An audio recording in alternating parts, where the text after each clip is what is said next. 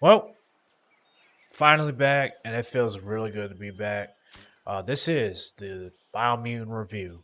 I know this review is extremely late since this game came out in May, but I've been super busy, so we're gonna go ahead and get started with this review. Oh my god! Before we begin this video, please consider subscribing to the channel and turning on notifications. I'll be uploading a lot more content on this channel, and doing so, you will not miss a video. Anyway, Biomutant, how is the game? Is it worth picking up? Well, sorta. It has a great charm to it, don't get me wrong, but it has some shortcomings. First, what is Biomutant? This game was developed by a small studio named Experiment 101. The game was published by THQ Nordic, and this is Experiment 101's first game. Biomutant was years in the making. I remember when this was first announced in PAX of 2018, I believe. It has several things thrown at you. It's an RPG post-apocalyptic open world game like Fallout, and it has an Asian-like theme to it. You play as a raccoon cat-like awesome creature, whatever. The game is started by you making a creature, and you have lots of ways to make it. There are several traits that you have to consider when making it: strength, vitality, intellect, agility, charisma, and luck. The way you make your character will end up adding and subtracting these traits, and don't worry, you'll end up getting these points as you level up. You have 6 classes to choose from, like a soldier and a mage. There's one class that was locked behind a paywall, the mercenary class, which should never have been locked behind a paywall, ever. Now, what about the story? I'm mixed on this. Without giving too much details, I don't want to spoil anything.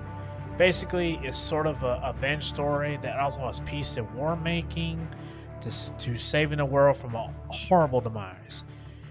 There is choice making in this game, kind of like BioWare games like Mass Effect and Dragon Age.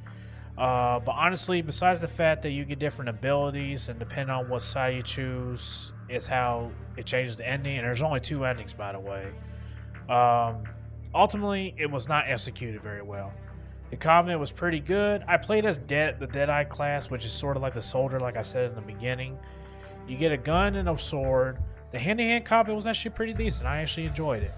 However, the gun mechanics, it was a hit and miss. Goodness gracious, literally and figuratively speaking. There's a lack of a lock-on system, and it just became frustrating at times to use the gun. I used the gun when I was playing, but ultimately, when it came to the enemies, if they were like in an area where they were just standing there, it was easier to shoot rather than moving around and stuff. And that brings me to my next topic: the enemy types. They were okay, but they acted the same, sounded the same. So really, there wasn't that much variety in the enemy types. And then the mission structure and the main story side quests, it also was kind of. I'm mixed on this too.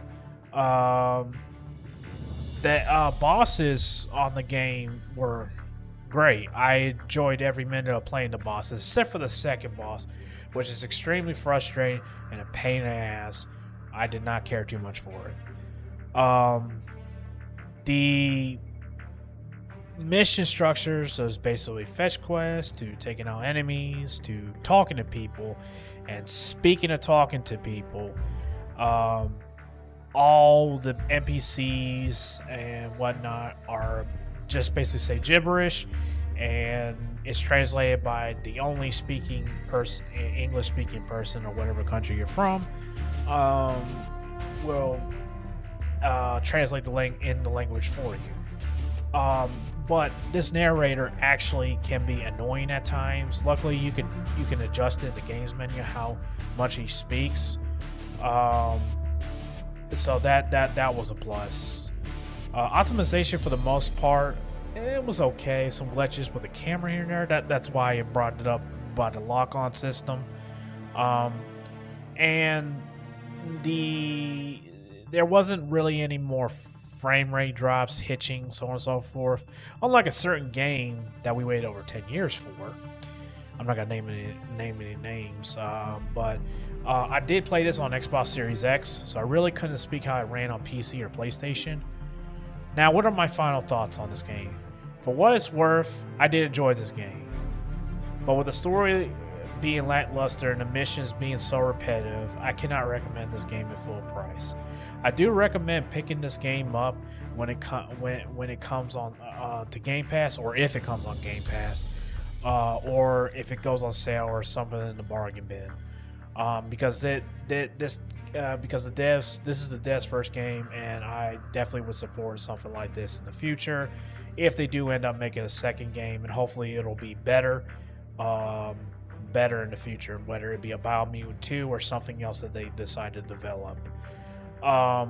That's basically it for this review. Let me know what your thoughts are on this review, or if you're going to pick up the game. Let me know in the comment section below. Also, be sure to like this video and check out my other socials. The description box below will give you a link, and I'll see you guys next time. Take it easy.